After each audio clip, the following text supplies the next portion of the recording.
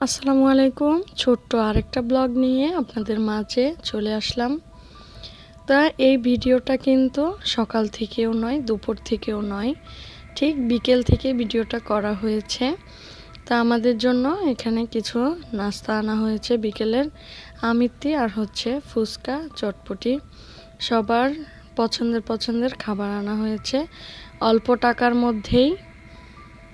তো সাধ্যের মধ্যে যদি পছন্দের কিছু হয় তাহলে খারাপ কি বলেন?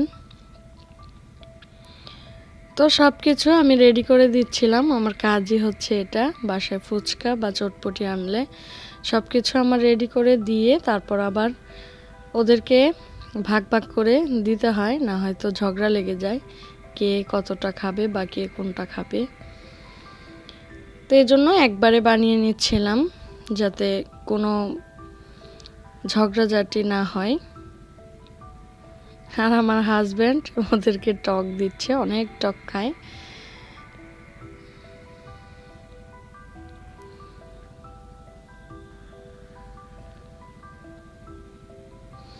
আমাদের ঘরে প্রায় কিন্তু ফুচকা চটপটি এগুলা থাকেই, খাওয়া হয়। আর আমিও মাঝে মধ্যে বানাই, তবে এখন বানাই না কারণ ছোট বাবু আছে, এত ঝামেলা করা সম্ভব না। আর ফুচকা চটপটি বানানো কিন্তু অনেক ঝামেলার কাজ। আবার যদি সব কিছু হাতের কাছে থাকে কিছুই না।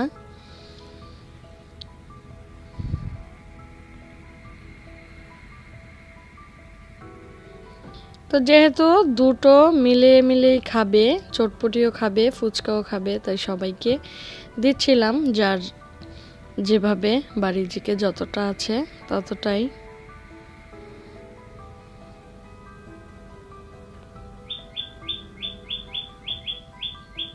তো ফুচকার চাইতে আমার কিন্তু চটপটিটা অনেক পছন্দ, তাই আমি চটপটি নিয়ে বসে পড়লাম। ওদিকে আমার হাজবেন্ডও খাচ্ছে।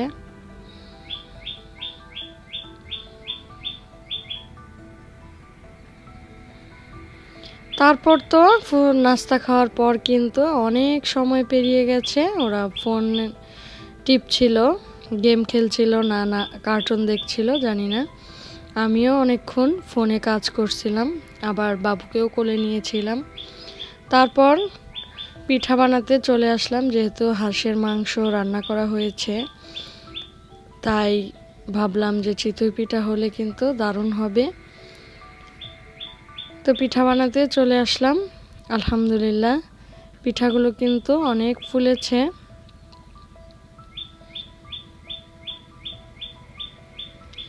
তো যতবার চিতই পিঠাটা বানাই তার আগে কিন্তু ঠিক এইভাবে করে গোলাটাকে নেড়ে নেড়ে নিতে হয়, না হয়তো নিচে জমে থাকে।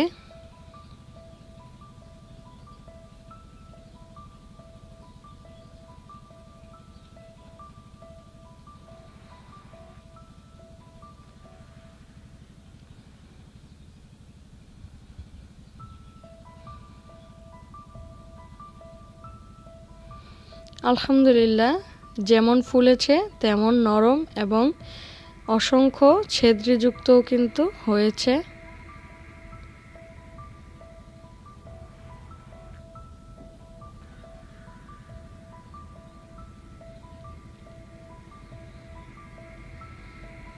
তো পিঠা বানাতে বানাতে গরম গরম সবাই কিন্তু খেতে পছন্দ করে, তাই আমিও এইদিকে খাচ্ছিলাম।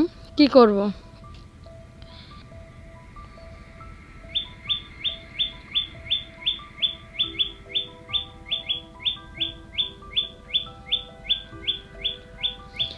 আমার ভয়েজের পাশাপাশি কিন্তু একটা পাখির ডাক শুনতে পাচ্ছেন, এটা কিন্তু কোনো ফ্যাক্ট নয়, একদম রিয়েল। আমার মেহেদি গাছে বসে পাখিটা ডাকছে।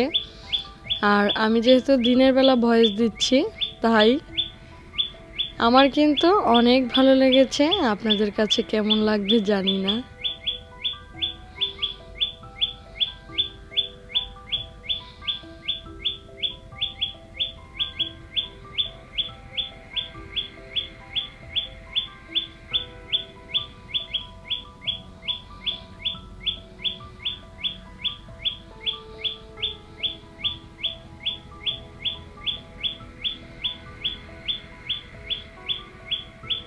তো লাস্টে তো 3টা পিঠা একদম ফুল হয়েছে আর একটা পিঠা কিন্তু হাফ হয়েছে।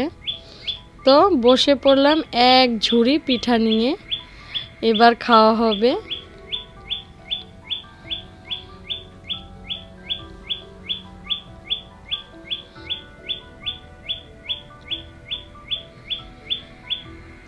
তো এখানে টমেটো কেটে নিয়েছি মধু আর হাঁসের মাংসটাও গরম করে নিয়েছি। আর ওরা কার্টুন দেখতে দেখতে খাচ্ছিল।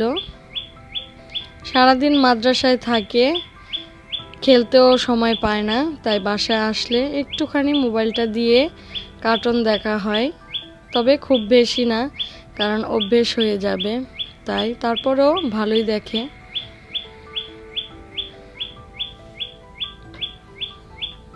তো দুপুরের চাইতে হাঁসের মাংসটা এখন এতটা ঝাল হয়েছে বলার বাহিরে।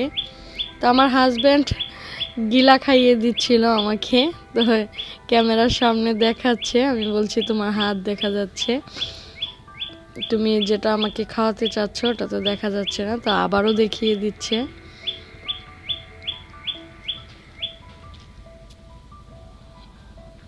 আসলে আমার হাজব্যান্ডের প্রশংসা না করলেই নয়, প্রশংসা না, এটা দিল থেকে বলছি।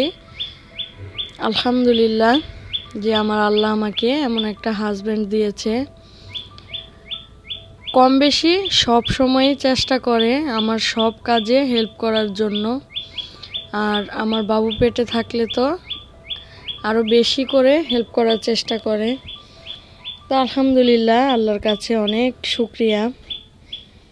সবাই দোয়া করবেন আমাদের জন্য, আল্লাহ যেন সব সময় এরকমই রাখে আর আমাদেরকে নেক সুস্থ দীর্ঘ হায়াত দান করে। আমরা যেন একসাথে আরও অনেক দিন কাটাতে পারি।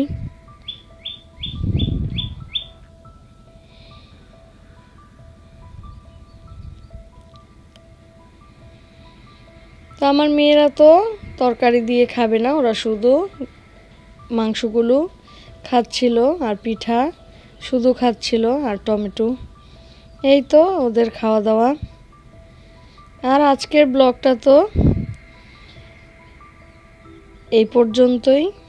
সবাই ভালো থাকবেন, সুস্থ থাকবেন, আমাদের জন্য দোয়া করবেন। আরও নতুন ভিডিও নিয়ে আবারও চলে আসব, ওই পর্যন্ত অপেক্ষা করবেন।